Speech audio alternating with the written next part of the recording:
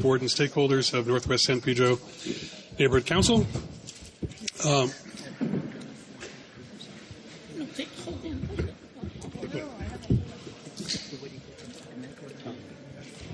Okay. Well, Vic looks first. Pizza on the table. All right. If you haven't already gotten anything to eat, this is a good time while we get the last of our housekeeping out of the way. And the pizza over on the table there is now open because now that we've got quorum for the board. Do we do the pledge? The pledge now before we do the pledge now? Before we would someone like to lead us in the flag salute? Cynthia, please. Please stand. If you're so inclined, please stand, face the flag. Begin. I pledge allegiance to the flag of the United States of America and to the republic for which it stands, one nation, under God, indivisible, with liberty and justice for all.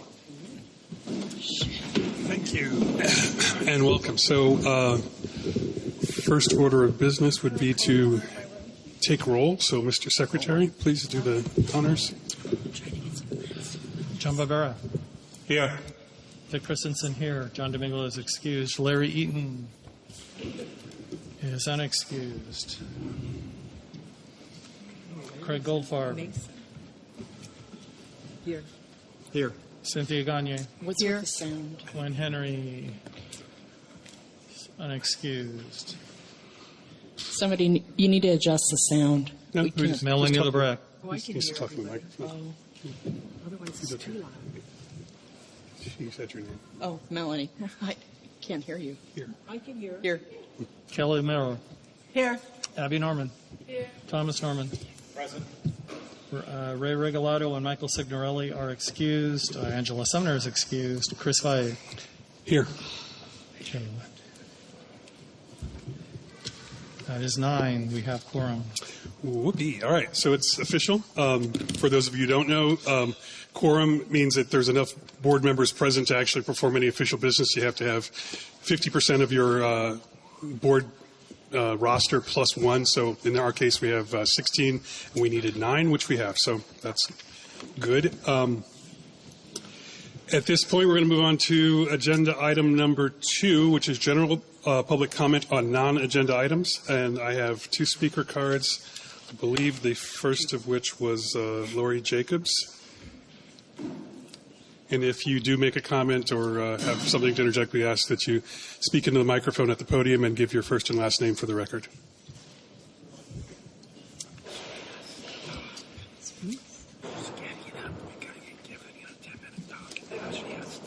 Good evening, board.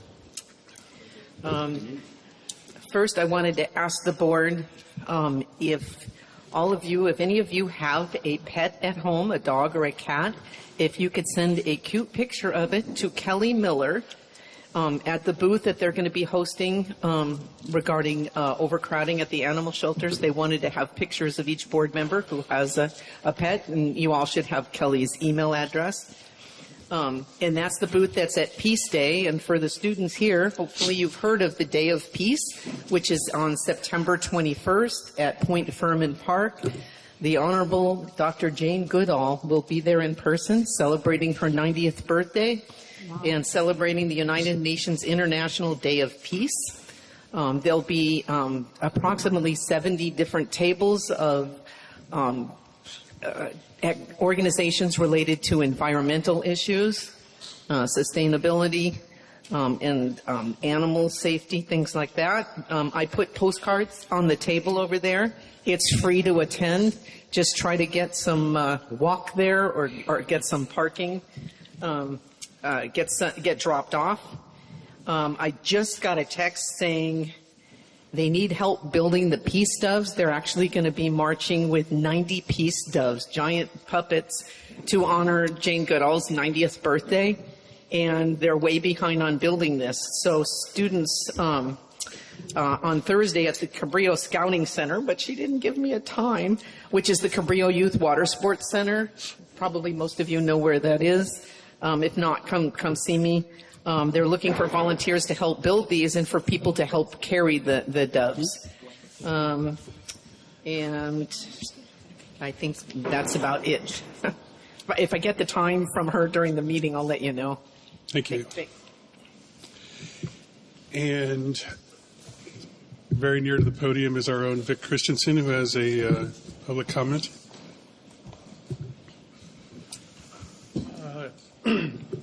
Regarding the high heat and mosquitoes, there have been. Mike? Thanks. I'm not yelling loud enough?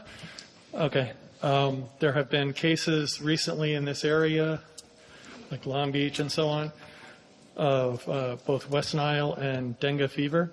So the mosquitoes love the heat. So be careful with that. And one way to help prevent them from getting you is, got to catch my breath here. Thought I lost my phone, but I didn't. Wear loose-fitting clothes, particularly white, and that will help keep them away. That's all. Thank you very much. And do we have any other comments on non-agenda items? Hearing none. So I'll do a little bit of exposition for our students. Again, you're here to learn as much about government as we can teach you. And so in a meeting like this, everything that's on the agenda is our official business, and those are the things that are, basically sections of this conversation. And we don't get to discuss or act on anything that's not on the agenda, which is why we have a section set aside for people to bring up whatever other topics they might like. And for those comments, we do not respond or have a discussion, but it is, unless we have an informational or a clarification kind of type of thing. So that's what that was. Then moving on to agenda item number 3, it would be the report from our homelessness liaison, who is also Lori, Lori Jacobs. And so we will hear that now.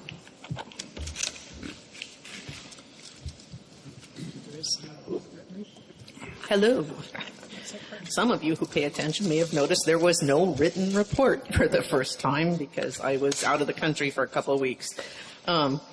Last week they did have the CD15 working group meeting, and I got just some brief updates on that. They talked about they're trying to organize a town hall to happen in October so that voters can receive good information on a very important Measure A, which is an increase in county sales tax by 1/4 cent to help continue the county efforts in homelessness solutions, services, housing, things like that. So as soon as I have a date on that, I'll let you know. As usual, if you want to be on the mailing list for that group, you email to CD15WG, which stands for Working Group, @gmail.com. And then you can receive routine updates on when they're going to have meetings. I should know soon about the town hall date.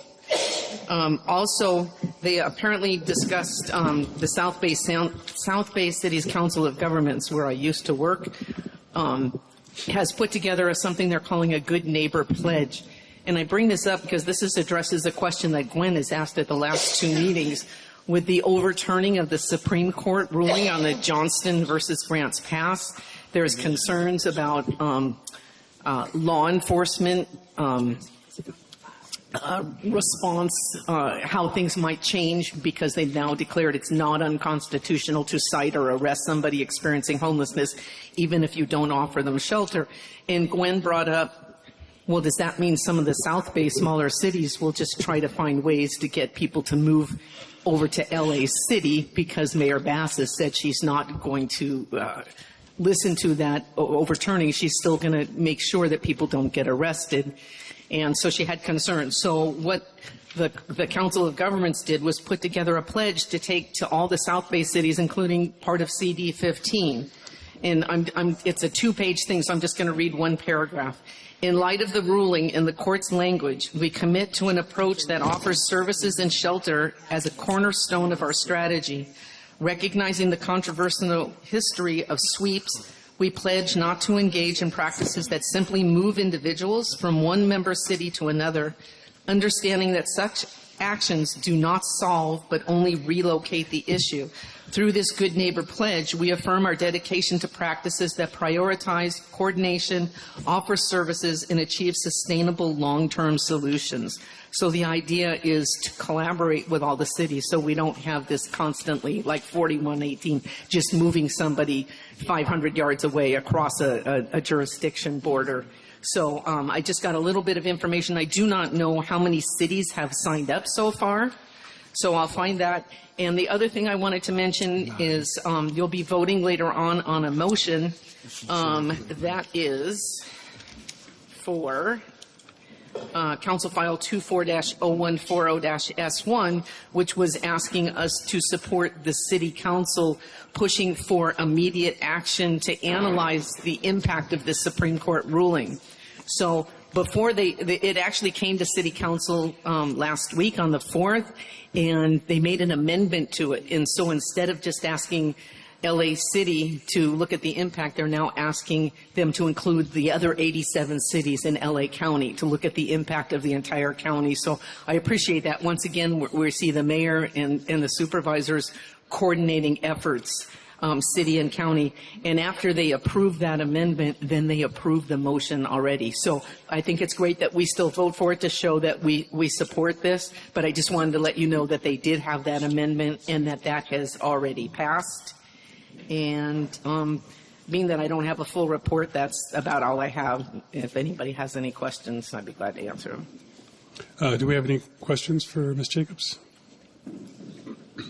Yeah, I've been sort of tracking this, and again, through my work, I'm present when the conversations are happening, sometimes with at the county level, and I think that's been a recurrent question is what happens with smaller cities in LA County who don't necessarily make policy that affects millions of people, and may feel like they have a little bit more leeway to operate, on the down low. What'll happen if or when they decide to do that? And hopefully from the county level, given how many of the services and funding and things like that are tied together, they will be hopefully at least sending the message that people are being watched, essentially.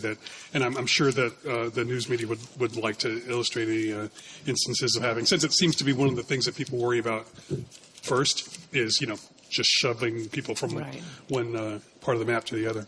In the LA County Homelessness Initiative, I did sit in on their listening session for SPA 8 right before I went on vacation.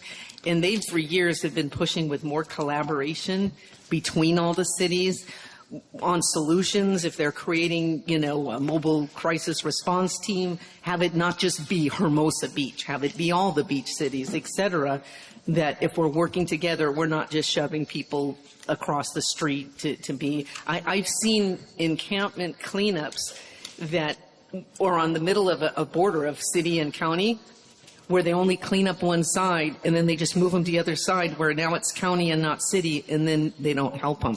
That kind of stuff we need to stop. So anyway, thank you guys. Thank you very much. Craig, It's not a question, it's a statement.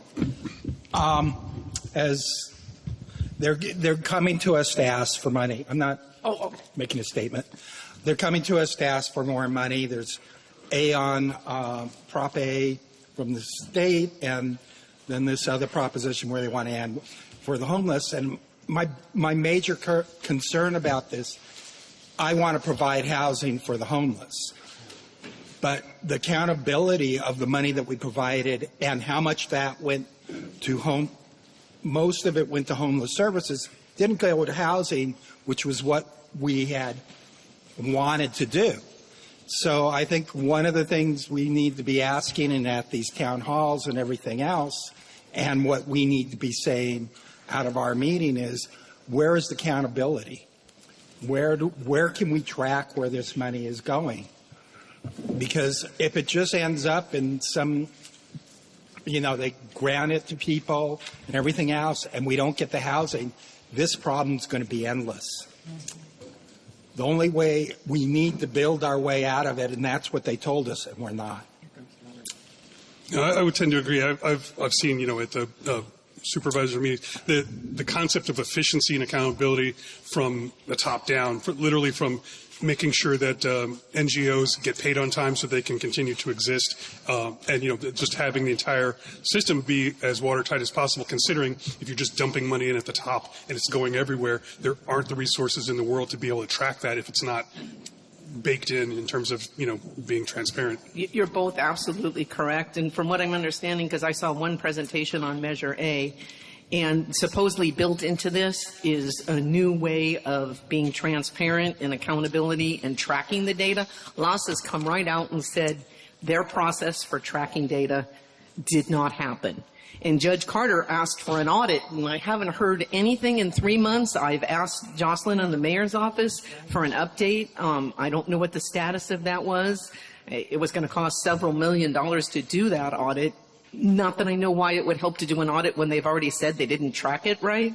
So I want us to, when we have this town hall, we need to, exactly what Craig's saying, is hold them accountable and say, have them present, how are you going to track this? What are you doing differently so that we have that type of accountability? Also, you had Proposition HHH, was LA City. That was for properties and housing. Then you had Measure H, which was county. That was for services. That didn't make any sense, that the whole county was looking at services, but only LA City was in charge of properties. So I'm hoping this Measure A, just like Craig was saying, will include property and housing, permanent supportive housing. So these are the things that, yes, start making questions now, so when they come to do this presentation as a town hall, and we're trying to get it here, but we'll see if that happens. So good point. Thank you, Craig. It's, I think it's frustrating for everybody who wants to see something move, to see the kind of inefficiency and things that we unfortunately seen.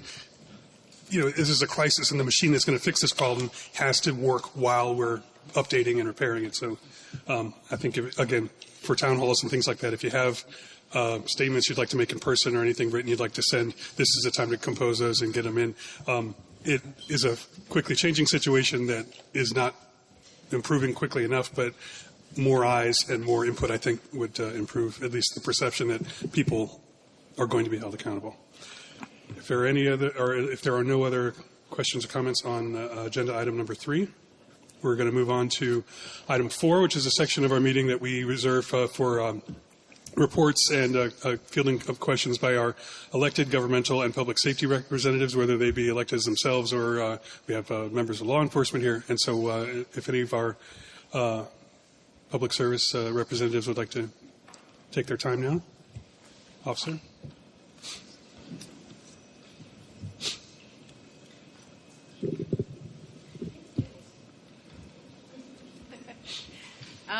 Hi, everybody. I am not Officer Vallone. Officer Vallone is he's not feeling well, and it's been going around. So, kids, I know you guys are in school now, so make sure you guys wash your hands and keep a little distance, because I know once you guys are in school, then everybody starts passing around all the germs and things like that, okay?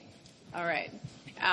So, for those of you that don't know me, I'm Officer Shortle. I am the Coastal San Pedro Senior Lead Officer, so I covered the parks of Point Fermin, Cabrillo Beach, actually San Pedro High School. So if you guys have seen me before or you haven't, you most likely will as the school year comes up, because we like to get together with the Rotary and meet with the kids out in San Pedro High.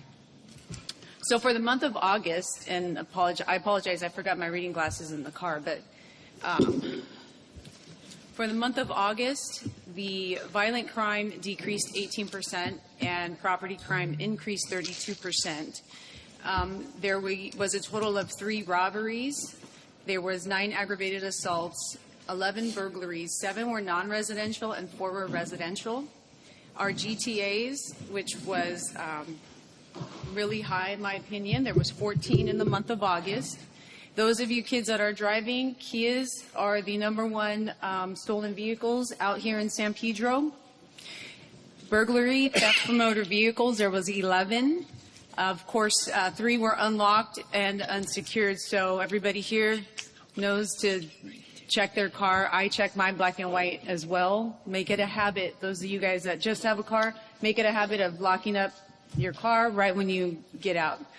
And then we had theft, grand theft person, 25. Shoplifting, which was a big increase because you have the stores like Target, so there was 13.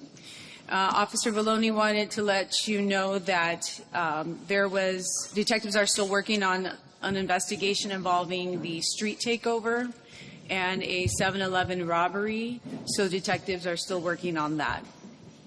We do have a few events coming up. We have our Faith in Blue event on October 11th. I did leave flyers right by the entrance there. We're having a Faith in Blue at Holy Trinity Catholic Church. Join us there. That would be October 11th between 9 a.m. and 12 p.m. And then we are also, Officer Vallone will also be on vacation from October 4th to October 19th, but he plans on attending the Faith in Blue event that day. Myself and Officer Lee will also be there as well.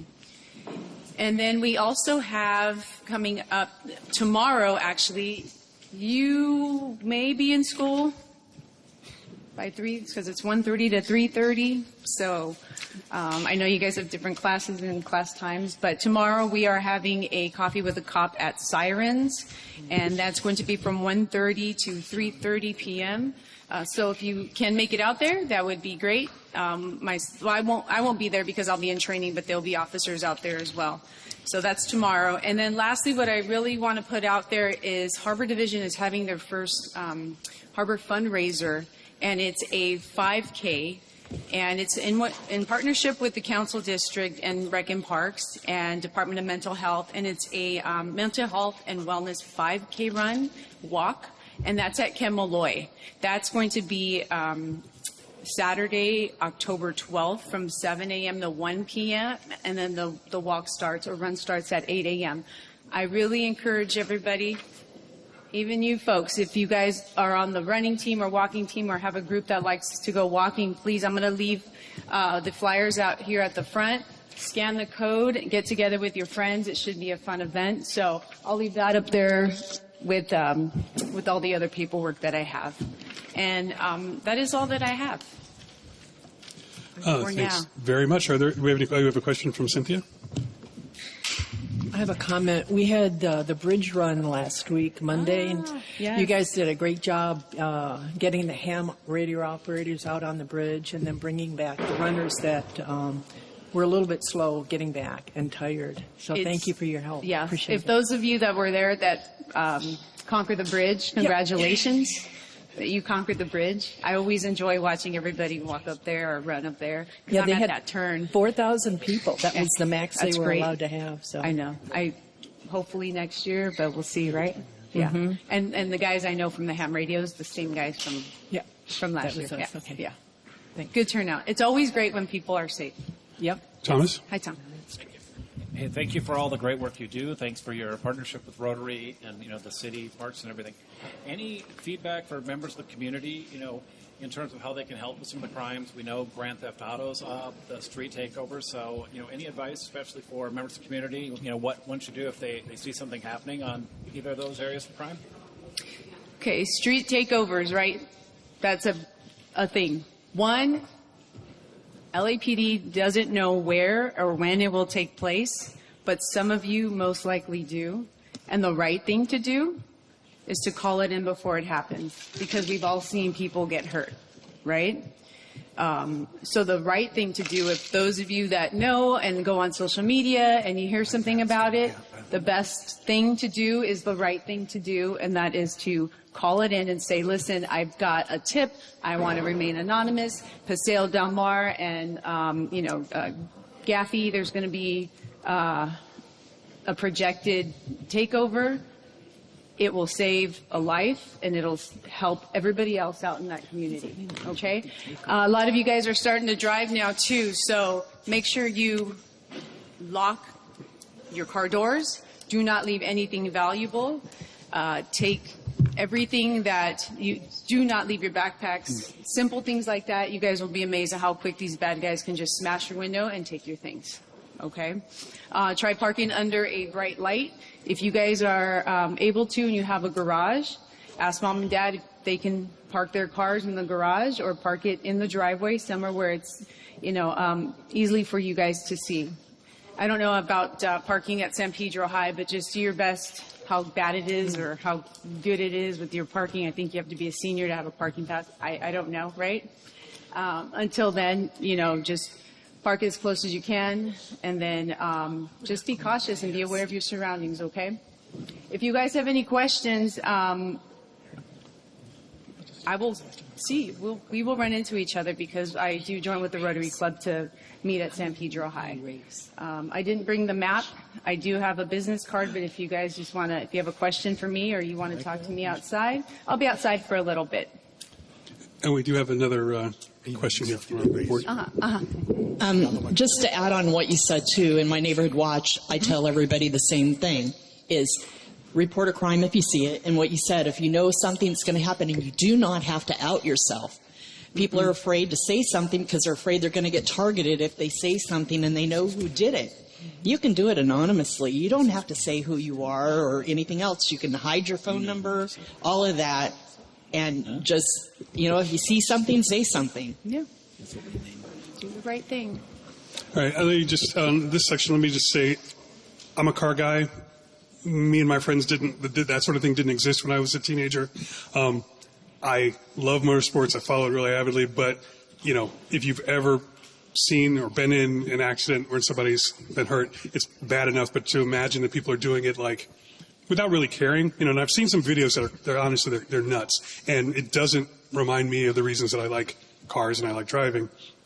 And it's, it is, obviously it's very exciting. A bunch of people find value in it. But if one person gets hurt, one person doesn't go home, somebody's car gets totaled, it can ruin somebody's family to have the family car all of a sudden mysteriously get totaled, So, it's not that cool. And hopefully it's not going to be a thing forever, but it'll be the responsibility of the people who are attending now to decide whether it's going to be a thing or not.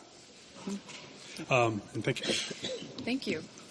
All right, we do have representatives from Council District 15, Councilmember McCosker's office, Drew, and Jocelyn Dominguez from the mayor's office are here as well.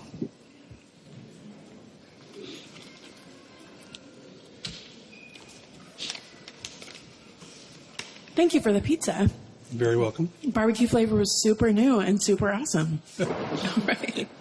Big Nick's always has something good for us. Great, thank you. I appreciate it. All right, so as many of you know, the library here in San Pedro is closed for the next couple months, but for a good reason. They are getting a new roof and getting some much-needed renovations.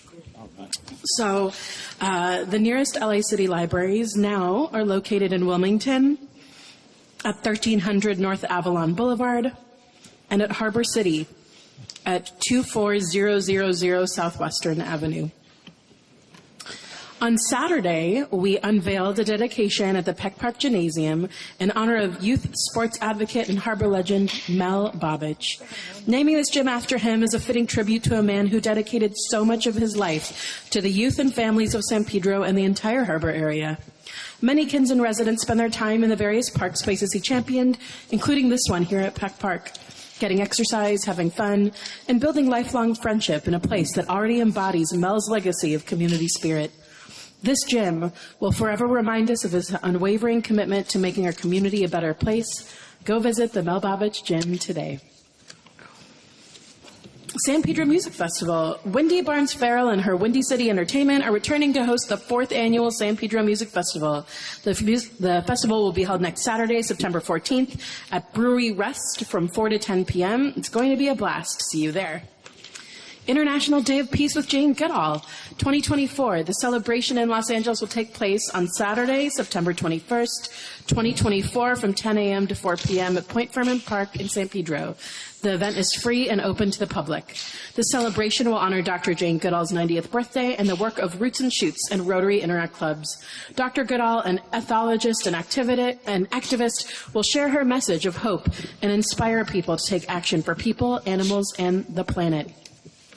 Care and Care Plus operations by the sanitation department, which clears away homeless encampments that have been abandoned and also helps to clean up the ones that are inhabited, is currently on pause due to the heat wave.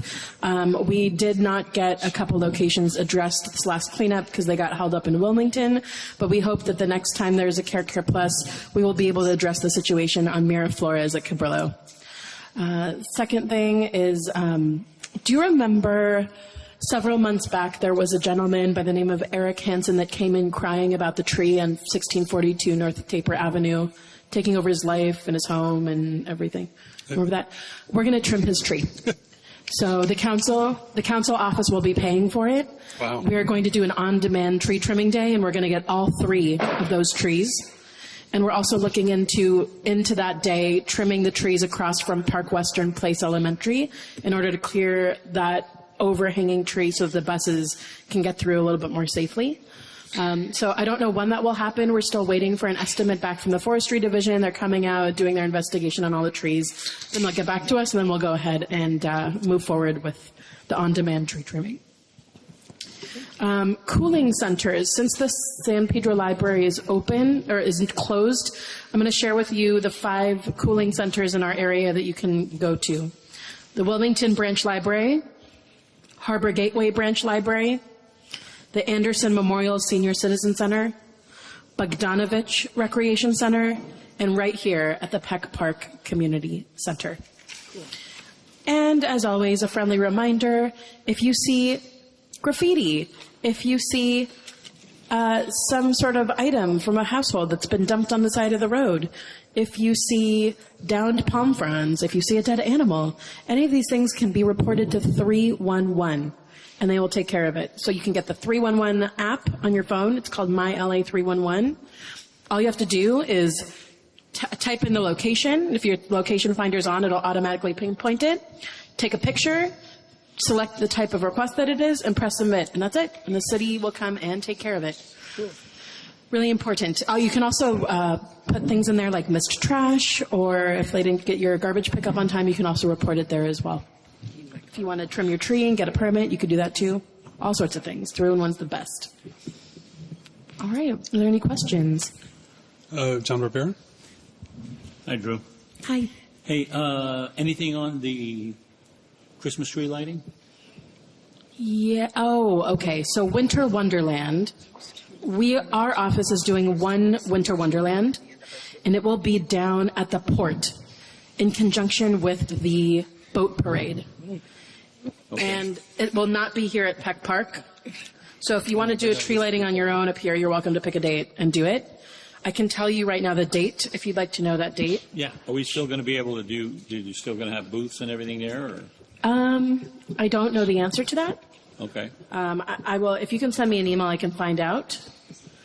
I believe the date is December 7th. Yes, December 7th from 4 to 7 p.m.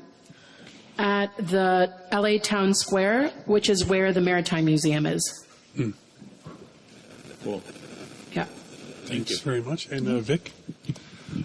I don't know if I missed it. Did you mention the date? Two parts. The date of the tree trimming, and will that tree trimming include the area bordered by Englander, Statler, Parallel, Taper, and Amelia Parallel? There is a huge tree that a neighbor of mine reported that is falling into the flood control and probably needs to be trimmed. So I went to look at that. It looks as if the tree is emanating from private property. And so we referred it to the Department of Building and Safety just to clarify, because when I went out there, the tree trunk is not in the city side of it. It's not on our side of the fence. Okay. That being said, if you look deep into it, you can see that there's still plenty of space below the tree into the ditch. We're still working on it, but it doesn't seem to be as an immediate of a hazard because the tree itself is not in the ditch. It's just hanging over it. So, like I said, it's because it's not in the ditch. It's a little bit kind of on the back burner because right now we're we're in a heat wave. We're not in the rainy season, but I hope that we can address it before the rainy season. Okay, because, yeah, the person who gave me the report, I haven't been over there to see it yet, but the person who gave me the report said that it was emanating from city property. You said the trunk is on the private property? The trunk is not on the city side of the fence, but, I mean, is she the one that is the tree right behind her property? No, it's somebody who apparently knows that person. Got it. I would highly advise you to go out and check it out yourself. And you can look through and see if you see the trunk, and you can see, like, it's really, like, I couldn't even find the trunk on our fence, like on our side of the fence. So if you can see it, great, but I couldn't, and so that's why we sent it to DBS to maybe try to figure out where this tree is coming from, because from my initial field drive, it looks like it's coming from someone's private property. So we're trying to figure out if it's a tree coming from private property, how do we address it? Is it on them? Is it on us? But that would be coming from an emergency standpoint or an obstruction that wouldn't qualify for like an on-demand, because on-demand tree trimming takes care of the trees that aren't covered under obstructions or emergencies or other things that the forestry division would have to handle. Okay, thank you. Yeah. In terms of the date for taper, I don't have a date for that. We're still waiting for an estimate from. We're still waiting for an estimate on how much it's going to be. We have a ballpark, which is fine. We'll approve it, but we need that estimate before we can give the approval, and only then will it be scheduled. All right. Good. Great. Thank you very much, June. All right. Have a good one. Just a little more exposition for our students. This conversation about tree trimming, as you at your age, I probably wouldn't have been super interested. But basically, long story short, is it's a very large city by physical area, and even though we're in a semi-arid, almost desert climate, there's a lot of trees and a lot of growing things. And typically, the amount of money the city sets aside to take care of them is a lot smaller than the amount that theoretically they would spend if every tree got the kind of attention the person who lives under it would like it to have. And so typically, if a limb falls on a car, that tree will get some attention, or if one seems like it's going to be a problem or it's destroying the sidewalk, that might get some attention. But really, it comes down to neighborhood residents, doing the diligence and finding out, is this on my property or is this the city's thing, going to their council district and getting these things on the radar so that this is kind of an exceptional case where the council member's office takes that on, but the forestry division has got an entire city to look after, from the valley, which has got a lot more woods, to all the way down here to Venice and things like that. So if you see a messed up sidewalk or an alley or somewhere that you think needs a speed bump, or a tree that looks like it's in bad shape, the 311 app is, again, maybe not something you're going to be scrolling through every day, but if you see a problem that you think the city could or should take on, that's a great place to find out. And learning how the city works, for me, as somebody who wasn't super interested in that before I joined the board, has been my greatest education, because even if it's not something you think about all the time, when you see something and go, oh, why is that fire hydrant tipped over or whatever, you have some background information. You go, oh, okay, well, maybe I can put it in the app, or I know who to call and ask. Because, if you care about it, it's worth at least as much time to do something as it did to go, that's a problem. So the trees in the city of LA are trimmed on a 17-year cycle. That means that different neighborhoods get their trees trimmed all at once. The last time San Pedro got their trees trimmed was in 2017 to 2018. So when are we going to get our trees trimmed here again? Probably not another 14, 13 years. So it's going to be a while. And as a result, council offices are normally given a on-demand tree trimming budget, which means the council offices can say, well, we want these trees trimmed in different areas of our district because we choose these trees, not you. This year, because the budget cuts, our office and every other council office lost this funding, which means that us coming in and saying we're going to trim your tree is taking money out of the council office's budget that we could be using for other things, and instead allocating that to help a constituent out and take care of this tree. Much appreciated. All right, thank you. Thanks. And we have Jocelyn Dominguez from Mayor Bass's office.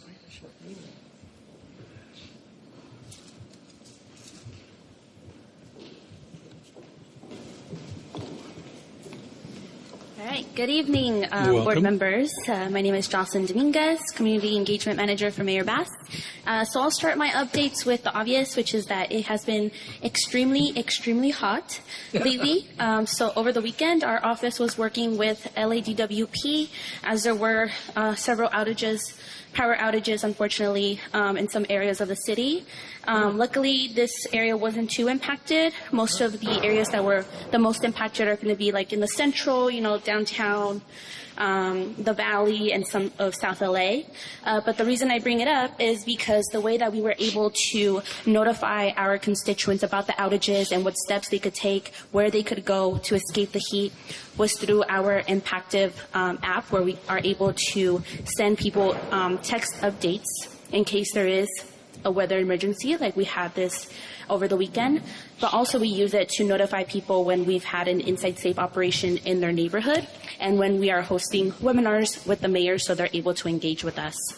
So I'll go ahead. I think I've mentioned it before. It might have been a while. So I'm going to go ahead and just send the neighborhood council the link again, and if you're interested, maybe posting it on your newsletter or website just to help get folks to sign up so they are able to stay informed with us. But other than that, just wanted to also share that the mayor will be returning from Paris tomorrow. She did have to go back. She went back on Thursday to pick up the Paralympic flag. So right now at City Hall, it looks a little different. We are getting the outside of the office ready to display our 2 Olympic and Paralympic flags.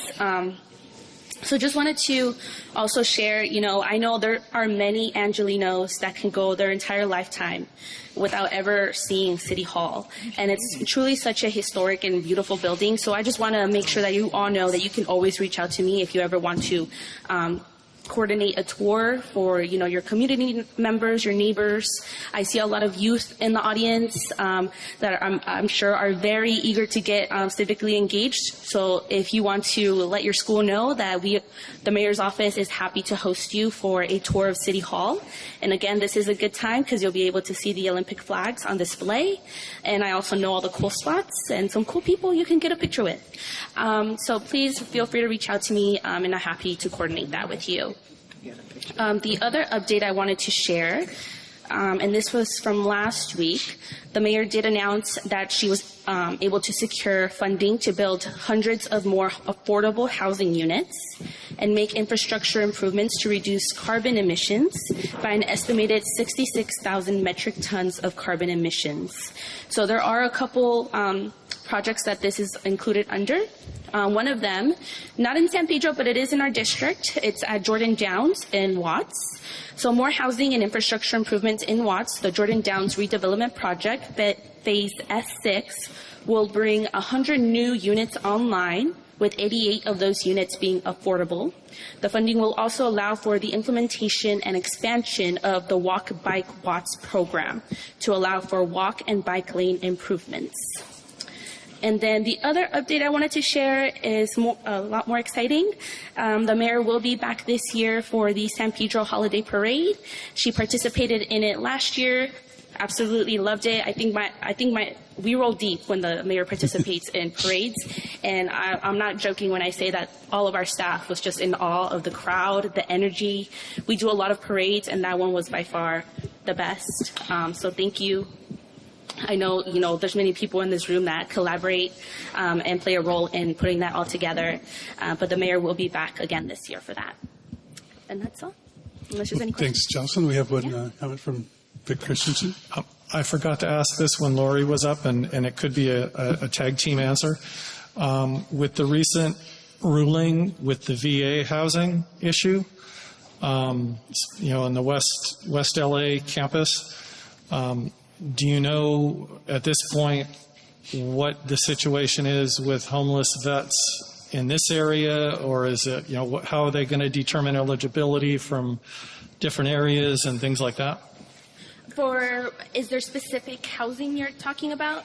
There was a judge's ruling just recently, I think I'd say over the last week, where the VA was found essentially guilty of ignoring homeless vets, and they're going to be required to build housing. I don't remember the numbers right now, on their West LA campus. I believe that's the one up around Wilshire or Brentwood or something like that.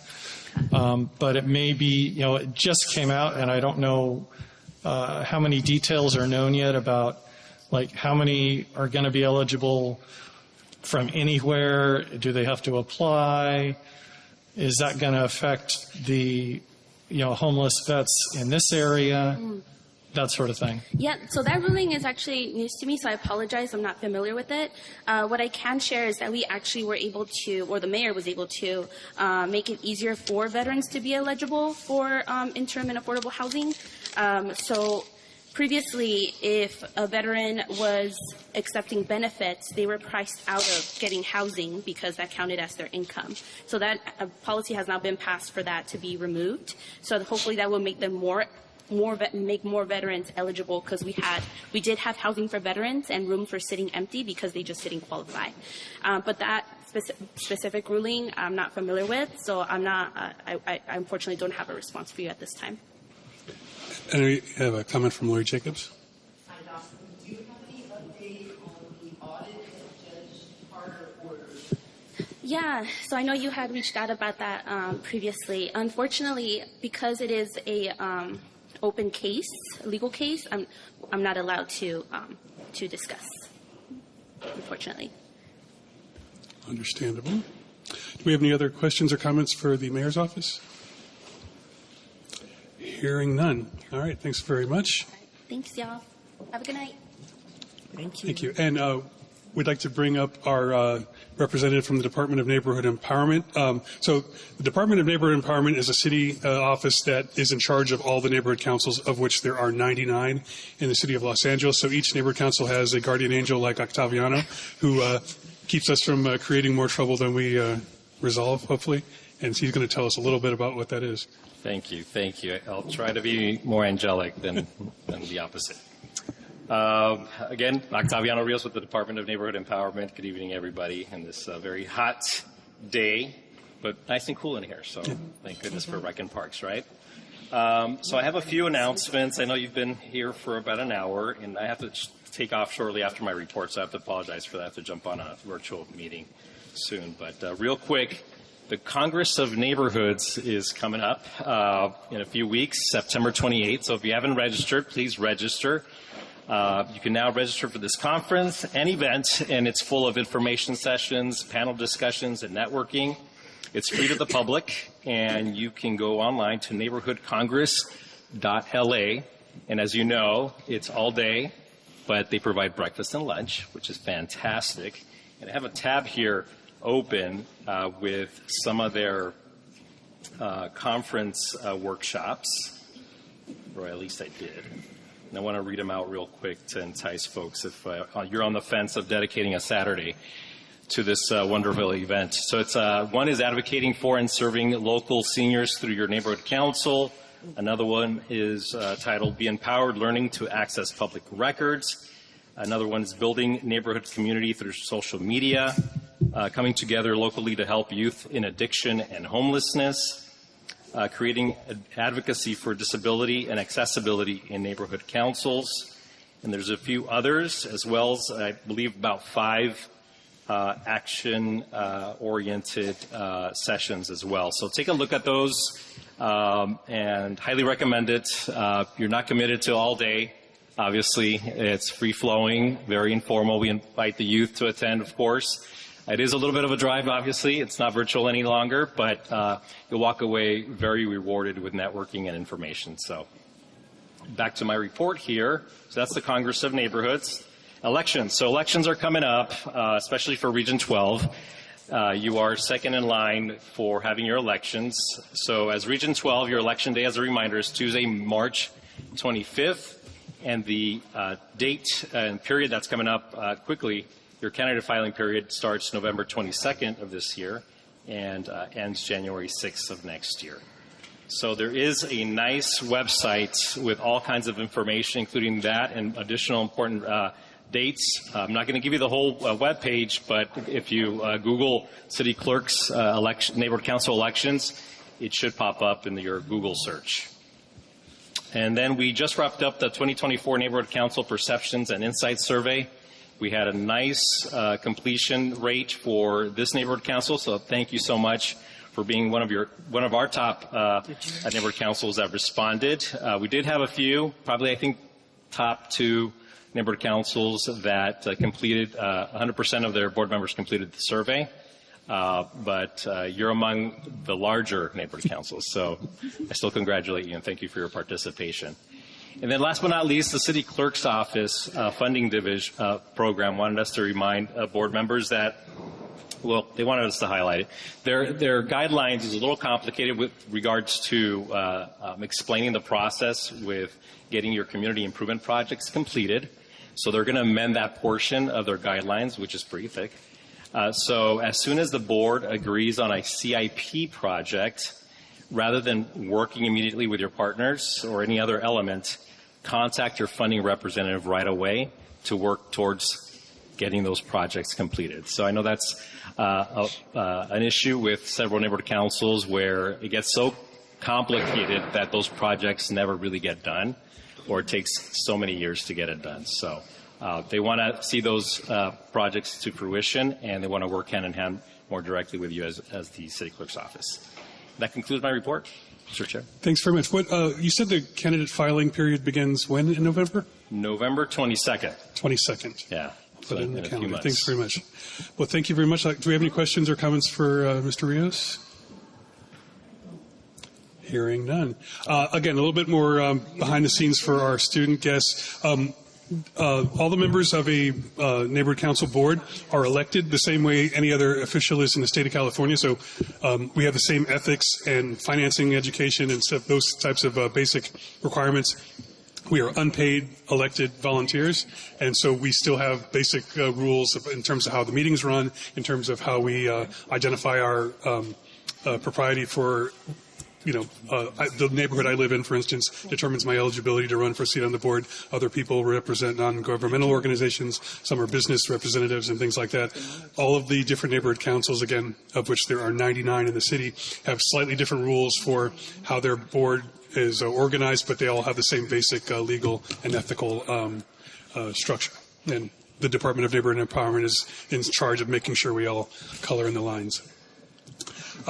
Moving on to item number 5 on our agenda, which is a consent calendar. This is the kind of nuts and bolts part of our meeting where we do the basic business of operating. Again, any elected body who has public meetings and does this type of work has these same sorts of procedural and administrative things to do. So we will move through that ASAP.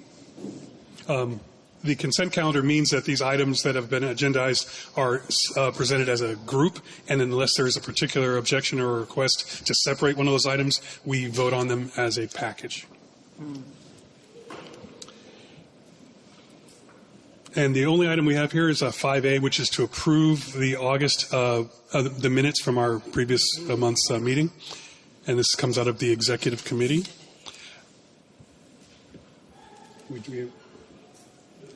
It's out of committee, which means that we don't have to. If something is moved as like a motion comes from the floor on an agenda item, then we would have a discussion and then take the vote. But in this case, the item's already been approved, so we're just going to go ahead and call the vote. We still need to move.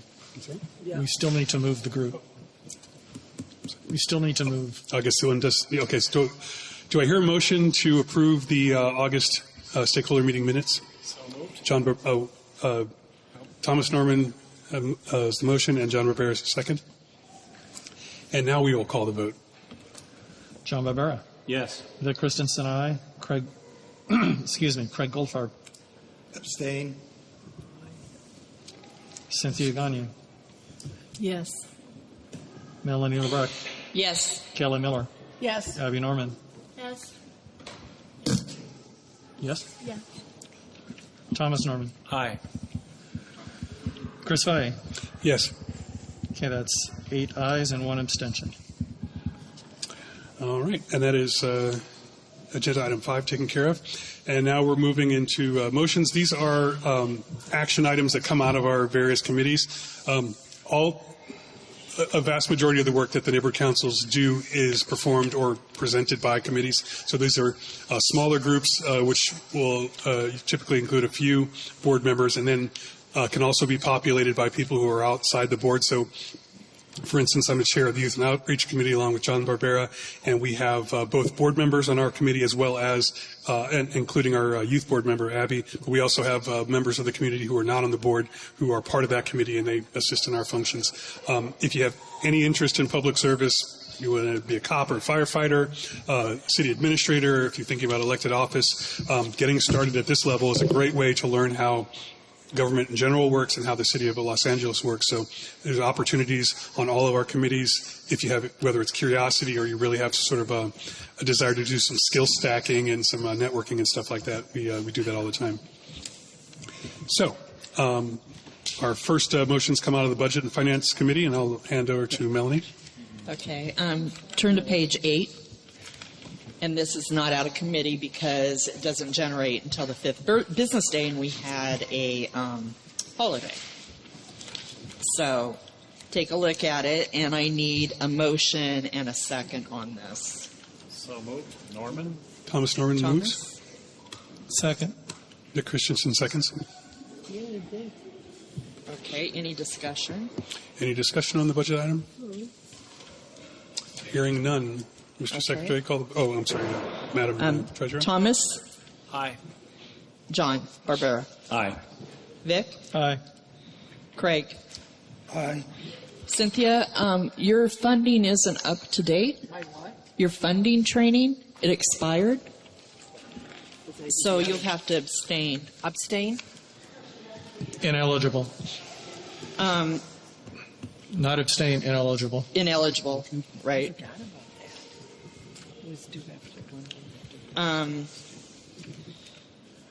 Gwen is not here. Melanie, yes. Kelly? Yes. Chris? Yes.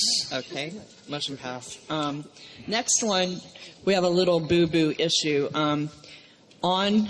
In the packet, there's the budget that isn't officially the budget that was approved is in there. The one that is this. The total should be $35,011.90 right here. I couldn't make copies because the office was closed. The board members have a copy of this. I don't know, Cheryl, if you can put the right one on the screen at all or not. No? But anyway. Is it online? Can we look at it? Huh? Is it online? Was it corrected online? It's online at northwestsanpedro.org. You pull that up, and it's under board and agendas, and you pull up the documents, and this is the one that's on the board and agendas documents online. Anyway, it's out of committee. So any further discussion on this? This includes our rollover money. So we have $35,011.90 left in our budget. Unallocated, there's $10,104.53. Could you give our students a quick breakdown on what our yearly budget looks like? Our yearly budget is usually $32,000, which our operation funds generally at the gate are about 16 to 17,000 operations. So out of that, we have about, whatever's left to pay, but we have regular events that we do like Candy Cane Lane, San Pedro, or the Holiday Parade. We're doing the Day of Peace event this year, so that comes out of the funding. So we have elections this year, so money comes out of that. We do a newsletter that we mail out. We generally do grants, but I don't know what we're going to do this year because there's other things that we've decided to do with our money. But generally, it goes pretty quick. We had a rollover amount from last year. We can roll over up to $10,000 every year. And so this year we rolled over $7,531.53 into our budget. So that gave us a starting budget of $39,531.53. So right now we have a unallocated amount of $10,104.53, which we have to decide at some point what we're going to do, if we're going to roll it over or if we're going to do grants or what we're going to do. So we have a fairly small budget. Our budget wouldn't pay the salary of most city employees, but it does give us a little bit of flexibility in terms of programming events. And or supporting other people's events. So neighborhood purpose grants that Melanie referred to is one of those things where local nonprofits, whether they be schools or other NGOs, can apply for some of the money that we set aside. And or we will, again, movies in the park, holiday parade, sponsorships, things like that are things that we act on or program throughout the year. Yeah, we generally, what used to happen with the budget, we used to have like $60,000 that every neighborhood council would get from the city. And when COVID hit, then they reduced it down to, it was like 50, and then it went down to 42, and then it went down to 32 when COVID hit. So, yeah, so hopefully they'll bring it back up. We're trying to say economy, they need to give us a little bit more. Hopefully there's a council file there to bring the budget up right now, so hopefully for neighborhood councils. But anyway, so this is out of committee, so I'll call for the vote. Thomas? Just before the vote, for the people listening, could you be a little bit more specific about the neighborhood purpose grants, right? That if they're looking, there's 3,000. Could you give an example? Well, we have 3,000 allocated right now, but generally what we do is the unallocated amount when we get a rollover, we at least try and boost it if we're going to do them with another 3 to do like 6,000 or 8,000, and then we divide it up. But we have to see exactly what we plan on doing with our money this year, what the feeling is as a board that we want to do. If we want to do grants, then so be it. We'll do them and we'll advertise for them. But we don't do grants until after the first of the year. Get through Christmas and everything, and then we do them. But for members of the public, is there an example of something they might have seen, like the skate park, or just well, things that we've done, like the winter elders thing, we sponsored that. We are sponsoring the Day of Peace. We've done like the Pride event. We sponsored that. We've done the MPG for that. We've done MPGs for Taper Elementary.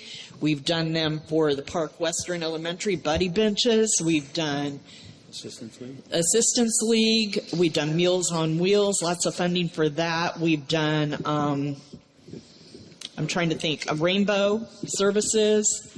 We've given them money. We've given Feed and Me Fed. The skate park.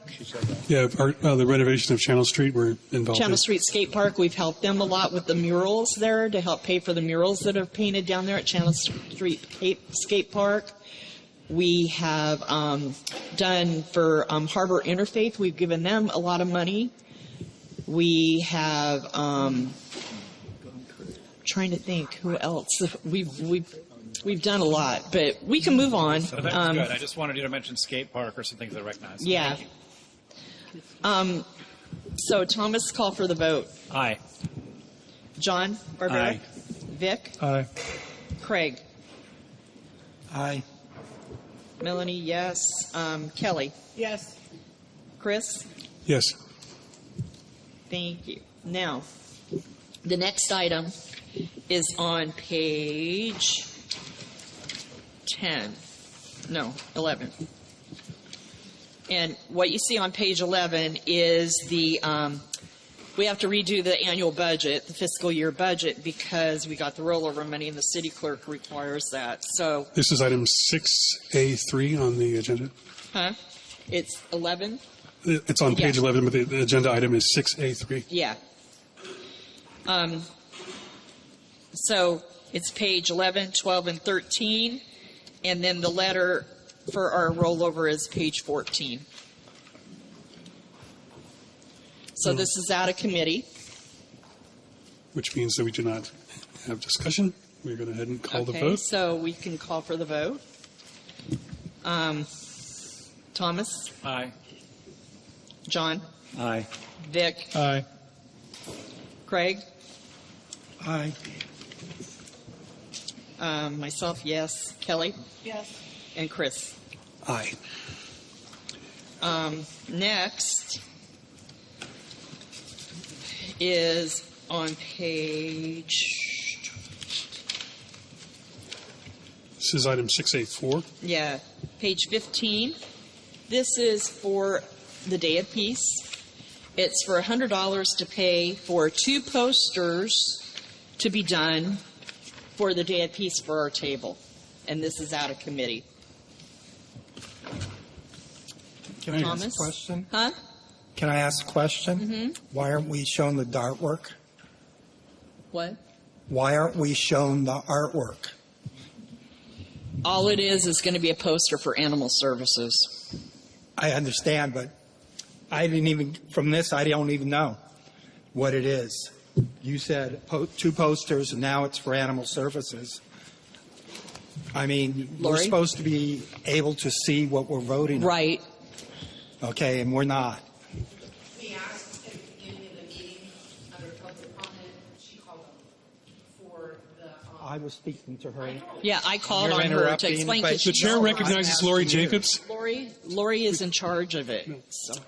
I'm not. The chair recognizes Lori Jacobs. Could you come to the mic, please?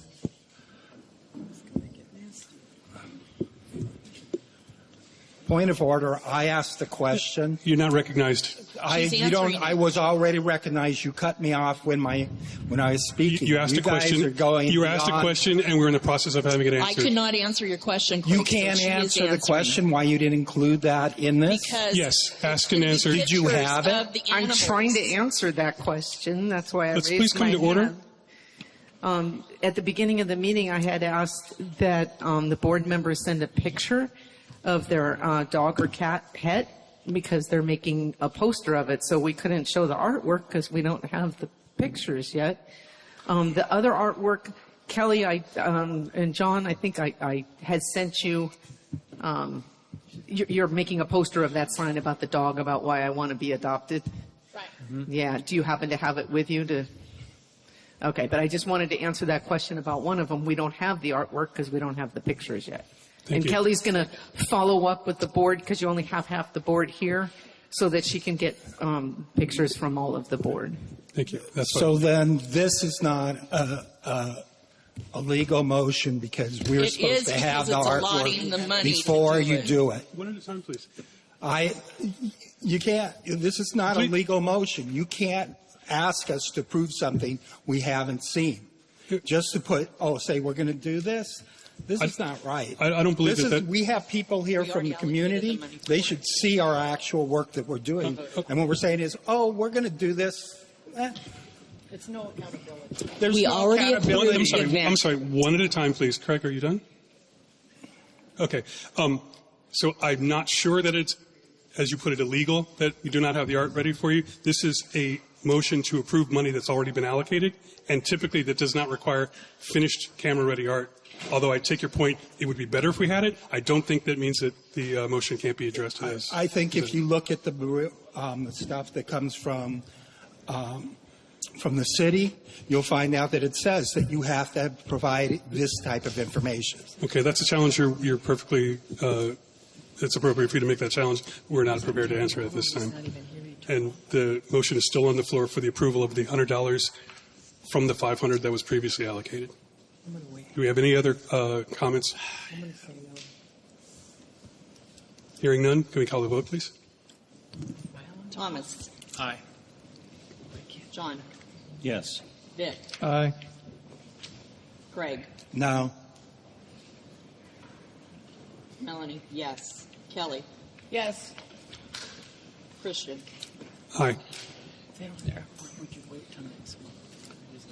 The motion carries, and we are on to We are on to 6A5. the Wix website. We are paying $280 for our Wix hosting site, and now it's gone up. It's $324 for a year. So it's a difference of $44. So we need to approve the change of $44 more for the website. This is out of committee. Thomas? Aye. John? Aye. Vic? Aye. Craig? Abstain. Melanie, yes. Kelly? Yes. And Christian. Yes. And that's it. All right, we are moving on to 6B, which is a motion of the Executive Committee. Vic, could you take that one? 'Cause I'm sure you remember it better than I do. The discussion and possible action of the CIS. It's that. Well, we have a motion on this.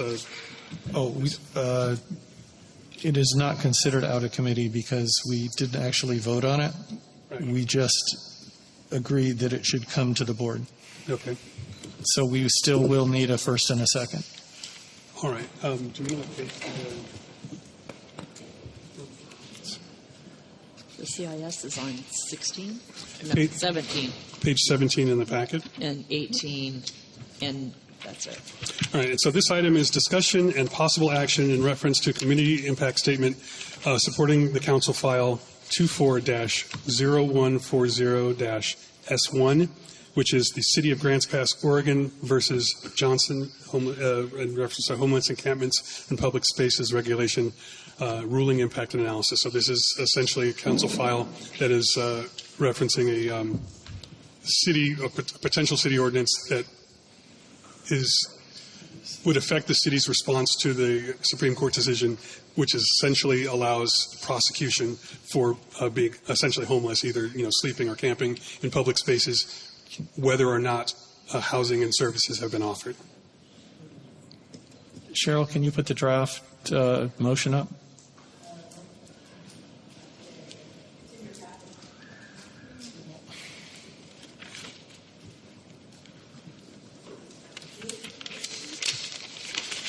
All right. Well, it's in the agenda packet on page 17. Will be the verbiage for the motion. It'll give everybody a couple of minutes to review that if they'd like. And all of our agendas, minutes, documents are at nwsanpedro.org is our website, and under every meeting we'll have all of the supporting documents available if they're not anywhere else. In the meantime, I would entertain a motion to approve. So moved. We have a I'll second. moved by Thomas Norman, seconded by Kelly Miller. And Mr. Secretary, can we call the vote, please? We have discussion? Oh, I'm sorry. Discussion, I'm yeah. sorry. I got it myself. Discussion and see Thomas Norman. Yeah, so wanted to thank the executive committee. Would you speak in the microphone, please? Yeah, sorry. I'd like to thank the executive committee for the work on that. Only issue I have a little concern about, and maybe somebody can explain to me on the council file 17, why the city council requests the city attorney provide a confidential analysis regarding the ruling's impact on any existing litigation against the city related to homelessness, including how this ruling impacts the LA Alliance settlement. Well, as I understand litigation, there might be some confidentiality needed. I think the public and people interested in this would want to be accountable. So I'm in favor of this, but if anybody can explain that notion, or if any people who are serious advocates have similar concerns, I'd like to be a little bit more enlightened as to what that could mean, because I do think this is an issue that the community cares a lot about, and I just get nervous when I see public decisions are being, and analyses are entirely confidential versus redacting things that might be specific to litigants. Craig? I agree. There's no reason why something like this should be confidential. I would suggest that we amend it so that they make it a public analyzation. I mean, I don't see anything about this that should be confidential to begin with. I mean, we're talking about homelessness, we're talking about the activities and everything else. The confidentiality comes with the litigation, the existing litigation. You can't speak on cases that are in court already. So that automatically is confidential. Sorry. Excuse me. Yeah. That's automatically confidential because they're talking about things that are already in litigation. So That's you only can't one comment. part of it. But that's the only part that's asking for provide a confidential analysis regarding the ruling's impact on any existing litigation against the city related to homelessness, including how this ruling impacts the LA Alliance settlement. That's the only part that they're asking for any kind of confidentiality. They can't comment. You can't comment on things that are already in legislation. They can't comment on existing litigation, but they can say it. But the rest of the report, it shouldn't be confidential. It's not saying anything about anything else for confidentiality. It's only talking about. It's only saying, I move the city council request the city attorney to provide a confidential analysis They can ask, the city attorney can ask for it regarding the ruling's impact on any existing litigation. It isn't I see. Exactly. It's Because not they clear. can't disclose names Right, and they can't, confidentiality. yeah, they can't talk I about see it. a hand from Thomas Norman. It's too general. And the way it's drafted, my concern is that, let's say this law means that the litigation is likely to fail if it prevails, and if the city proceeds on a case that's 99% likely to fail if it goes to Supreme Court or higher courts, I would view that as not a very good use of our money, even though we might feel, in such a way. I think that money could be used to actually provide services and housing for the homeless. So the language is really vague, and if member Goldfarb wants to give an amendment for our part of it, just encouraging as much transparency as possible, I'd be in support of such an amendment. Thank you. Am I hearing any interest in an amendment? Yes. Let's amend it that they make it. I don't have a pen. Okay. So we're going to draft, and then we'll entertain a motion for the amendment. Greg, is that are those packets right in front of you, Greg? Excuse me? Are those packets sitting right in front of you? Yes. I mean, you were saying you didn't see it. If you didn't have it. What are you talking about? Oh, I'm sorry. I misunderstood you. I thought you said you didn't have the motion in front of you, not that you didn't have a pen.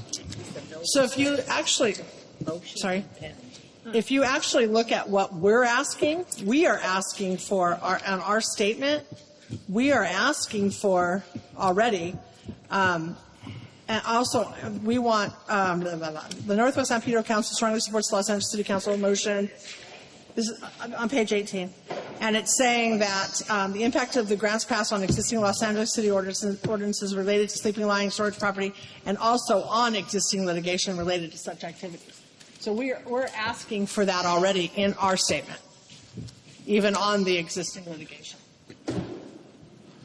So what you're asking for is already there. Where? On the 4th line down. We are asking for them to analyze the impact of grants passed existing on Los Angeles City ordinances, and then it gives the whole code, and then also on existing litigation.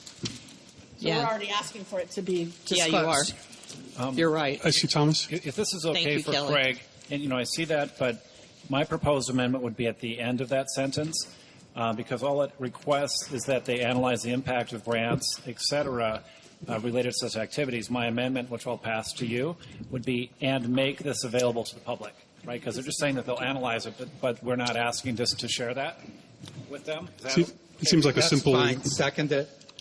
So would we like to move that specific amendment? I seconded it. Yeah.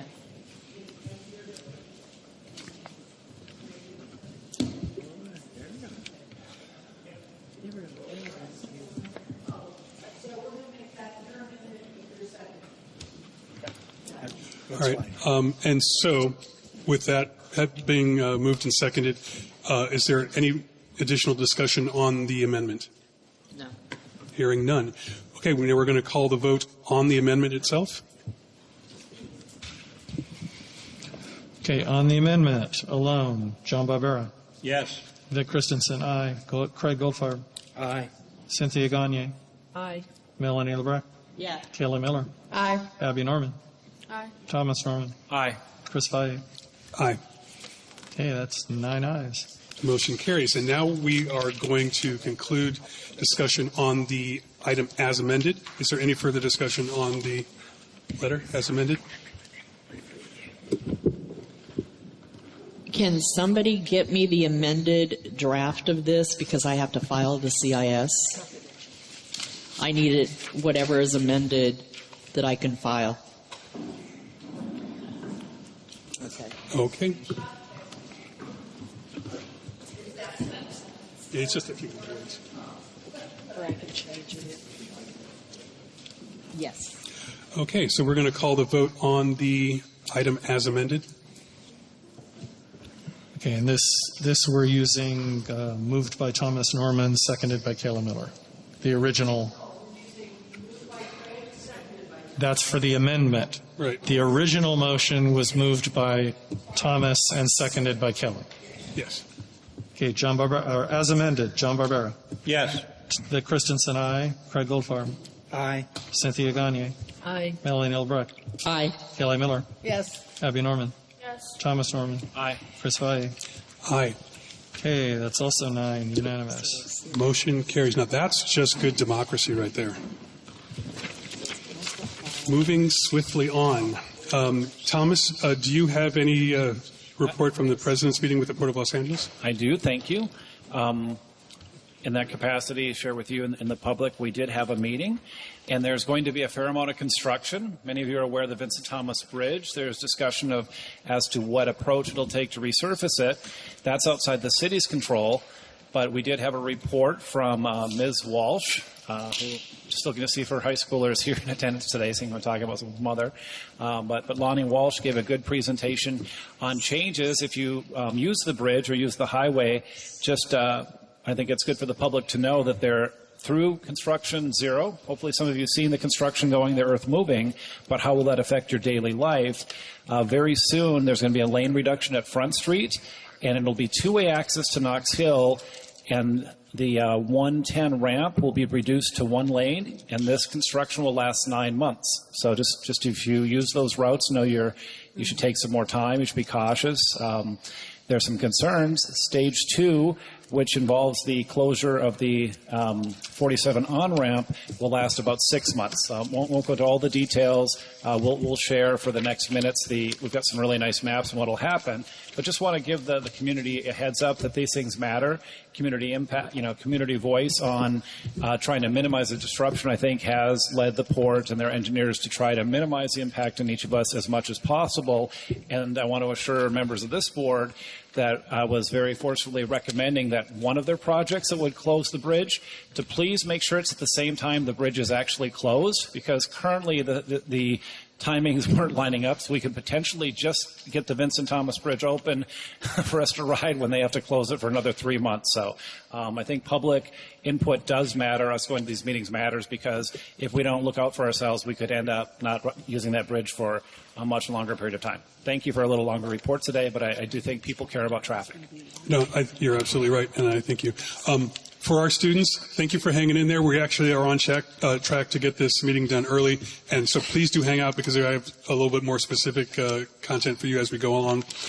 But just again, a little exposition on this.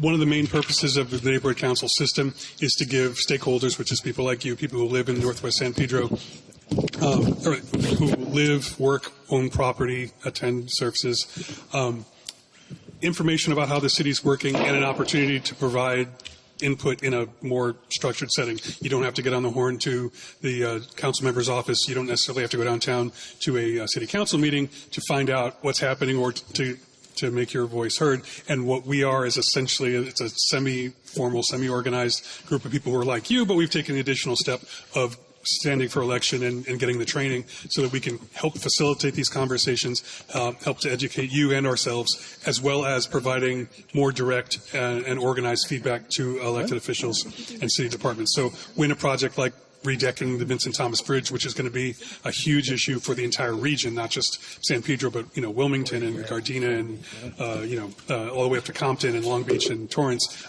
It's important that whenever possible we let them know, which is in this case Caltrans, who owns the road and owns the bridge. This is how it's going to affect us. These are our specific problems. This is what we'd like to see you do about it. And it doesn't necessarily get us exactly what we want, but it is certainly more productive than crossing our fingers and hoping that they see their way through. So we are going to move on to committee reports. And again, these are reports from our monthly committee meetings where the bulk of our actions and activities are formulated and organized. So do we have a report from Budget and Finance? Yeah, basically it's just all the stuff that we voted on. The only thing I want to emphasize that we talked at our meeting about in our minutes is that come this next month for your outreach committee meeting, even though the money's allocated for Candy Cane Lane and the $200 for the crafts and the $500 for a parade, we need to move to use it. So send that to Budget and Finance. Also find out, too, if we're going to do anything for CD15 and move that. Do you mean like tree for lighting? the holiday tree lighting. Also, we're a little short on time for candy, for anything for Halloween. We're going to be kind of up against it really bad because of the 30-day window that the city clerk has given us.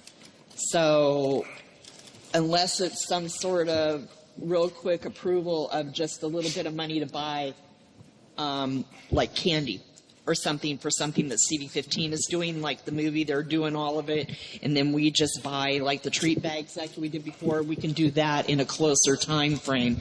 But any type of sponsorship or movie or anything like that, we will not be able to do on our own because we're too close to the 30 days. Well, I was just told by the lady who works here that because Michael wasn't here, she asked me if Michael told me about the, movie in the park here for October. Okay. I said I didn't know anything about it, so she Hopefully it's after our board meeting in October, if we are supposed to do anything. Otherwise, we can't. said, right. I told her it's got to be, we have to have at least 45 days in advance. That gives us time to get the budget, the money out, and everything. Yeah. Because, Well, we can at 30 least days. agendize it and have the discussion. Right. If she's here, If we'll it's just ask her treat again. If we have the information in time, If we can it's act just on it. treat bags, we can scramble for that pretty quickly. Right, yeah. None of But anything more of sponsorship, we can't. We Yeah. won't be able to do because the city clerk won't approve it. Okay. Yeah. But anyway, When you allocate money this time for going forward and for when you get the artwork for the Day of Peace that you can put on the thing, can we have it in the next packet? yeah, And can you definitely. And can you request next time that even if they don't have camera-ready art, that they give us at least a mock-up. a mock-up? Okay. Yes. I mean, See, part this of this should be standard. Even when we do our newsletter, we should see it beforehand because there's some articles that I would at least want to discuss before we put them See, out. if you look at the budget, Craig, already 500 was allotted. And what I was told is to change the 500 to 100 because that's all they We're not needed. going to go back and So- litigate the whole thing. Typically, whenever possible, we want to have that stuff available. And in fact, in this case, as soon as we do have a mock-up of the, we'll email it to the board. And I take your point that is whenever possible. Obviously, we want to have that. I think in the case of the newsletter, that's not exact. We have to allocate and approve the money before it gets sent to layout to be done. So even Youth and Outreach doesn't see it until the layout's finished, essentially when it goes to print, just because of the way the production goes. But again, I take your point that it would be better to have as much of that as possible. And so, do we have a public safety report? I'm sorry. I don't have anything. And public safety, there's nothing at this time. We were dark, and they. John, can you give us something And we brief went to from CPAP. Youth and Outreach? Yeah. And then I have something It after. didn't get posted. I sent it to, you know it was there, right? Oh. Yeah. Anyway, what we talked about was the $100. We voted for that. And the other thing we talked about was the Day of Peace, who's going to be working, and for most part, Abby, Kelly, yeah. So there'll be enough people to rotate it. If anybody else wants to work with us on it, then just let us know because it's from 10 to 4. Okay. But we have enough. That's all we discussed at the time. That's good. All right, and so John and I are co-chairs of Youth and Outreach, and so especially with the students who are remaining, but also in anticipation of our event on the 21st, which is the aforementioned Day of Peace, which is going to be not only the biggest event that we're participating in this year, but one of the biggest that we've ever participated in. This is essentially an international event which is going to be live streamed, and so people all over the world will be able to view it, and people will be coming in from well outside the Los Angeles area to participate. We will be, the Youth and Outreach Committee and the board in general have sponsored the event, and so we'll have a table there. I'm inviting any of our students, any of the other committee members, if you wish to be involved. One of the main aside from manning the table and doing our standard outreach activities, I personally will be working to document the event that day, photos and video. And so I'm seeking any assistance, interest, input, participation from committee members, board members, and even other attendees will be doing interviews.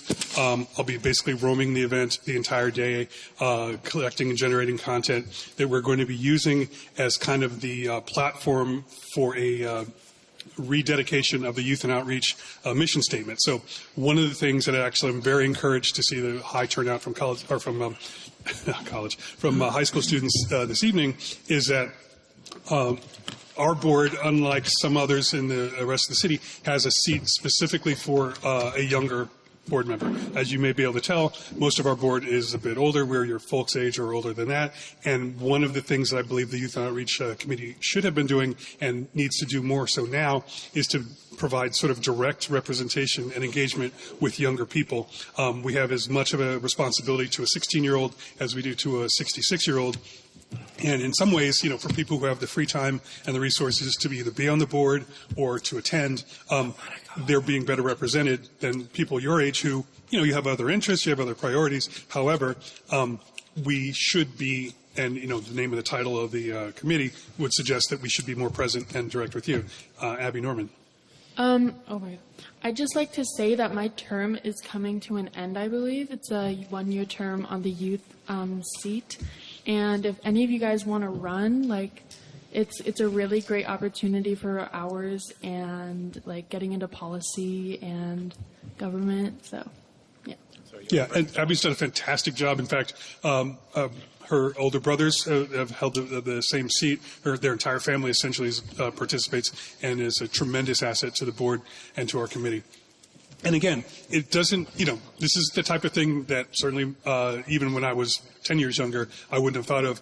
But if you have any interest in public service, and I would tell you right off the bat that there are a variety of valuable, well-paying careers with good benefits in the county and city government, this is a fantastic way to familiarize yourself with how all that works. And even if it's something you choose not to pursue later on, knowing how things work and how people do what they do is never a disadvantage for you. Just, again, skill stacking and networking is always going to be valuable to you. So if you would, we don't have another Youth and Outreach Committee meeting before this event.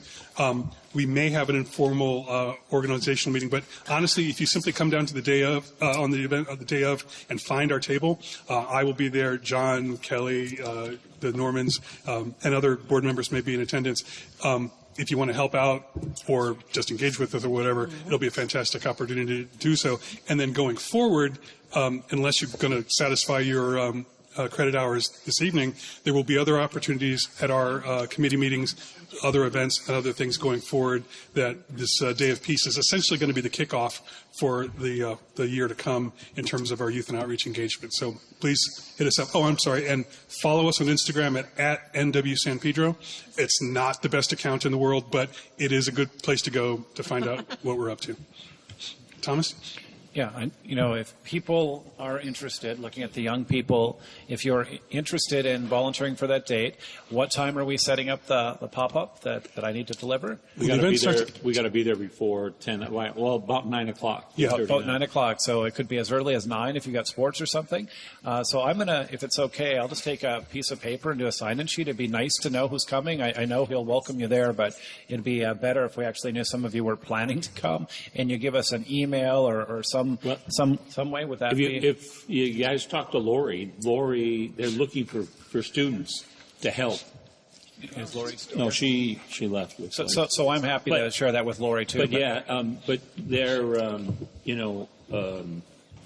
Darlene and Lori. That's what she's now. Darlene asked for her help. But anyway, they're looking for students that can help throughout the day. Yeah. Huh? Yeah. So if there's no objection, I'm going to get up and rip off a piece of one of these agendas and pass around. That's a good idea. Thank you very much. This thing on the Day of Peace, there's going to be, it's probably looking between 25 and 3,000 people. There will also be actors, actresses, Mayor Bass, and possibly Governor Newsom might show up. We've heard rumblings that there will be state representatives. But it's going to be a lot of influential people will be there. So just to close this section out, again, what we want to do is make the Youth and Outreach Committee and the board in general something that is more useful and relevant to younger people. Our average age, again, is your parents' age probably. My youngest just started college, and so I have a sense of what teenagers are up to, but I and the rest of the committee would much rather hear from you directly. And again, as Abby mentioned, we're going to have a seat opening up as a youth representative. So if you'd like to talk to her about what that experience is like, if you have any interest in, again, building your skills and your experience as you go on in your academic and personal career, this is a good place to start. We're going to move on to... Port Environment Committee did not meet last month. No report. Okay. Do we have a report from Planning and Land Use? There's nobody here. They did meet, but nobody official, so no Okay, report. hearing none. Community issues. We didn't have a meeting. Was dark. 8G, Bylaws and Elections Committee. Ray's not here, so we're going to didn't skip have that. We already addressed the issues coming out of the Executive Committee, so that's item H. And then Victor for item I, the Christensen Ad Hoc Committee. Update on the source of the chickens that are now at the Science Center, the new ones. They are part of Feed and Be Fed, Feed and Be Fed's responsibility. So they are taking care of that as well as running some garden-related programs at the Science Center. And for the students who are here, that's the Vic and Bonnie Christensen Math Science and Technology Center, or the San Pedro Community of Schools location on Berrywood, kind of behind the Home Depot. Thanks very much. And that concludes committee reports. Do we have any liaison reports from our various liaisons? Hearing none. Since we are a little rich on time, I'll just throw it out one more time. Do we have any public comment on non-agenda items? Hearing I move none. that we adjourn. I'm sorry. We do have one. Please you address the microphone. You can't re-agenda.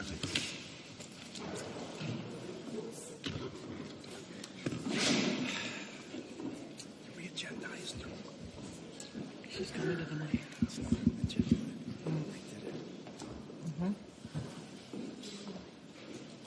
Good evening. Good evening, and thank you, young lady, for what you do. My name is Michelle Chambers, and I am running to be your next state senator. I am, I used to work here in San Pedro. I have over 32 years of government experience. I used to work with then Congresswoman Janice Hahn here in San Pedro area and throughout the Watts community. So I just wanted to stop by this evening and introduce myself. I like what you have here with our youth and the youth engagement. Great job, young lady. So I just want to come and introduce myself and hear more about your board. I attend all other neighborhood council meetings. Just want to stop by and introduce myself this evening. Thank you very much. Thank you.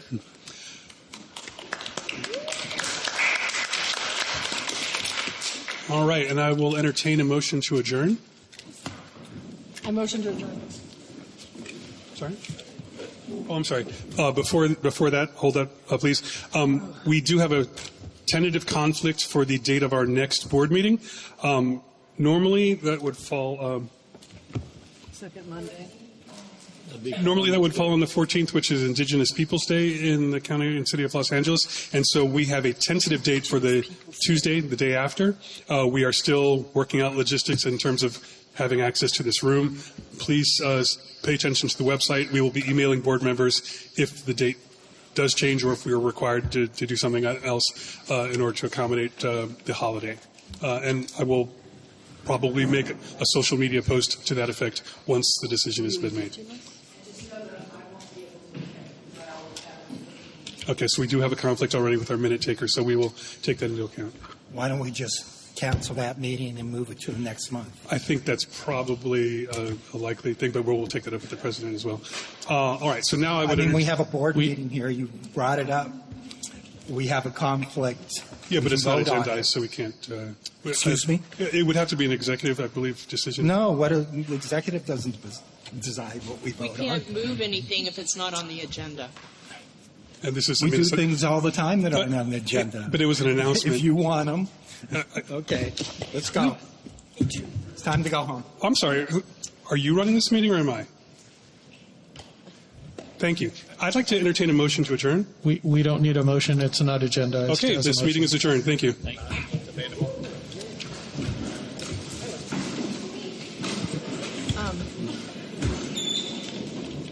The problem with having it before I just want to. this room's going to be available Yeah.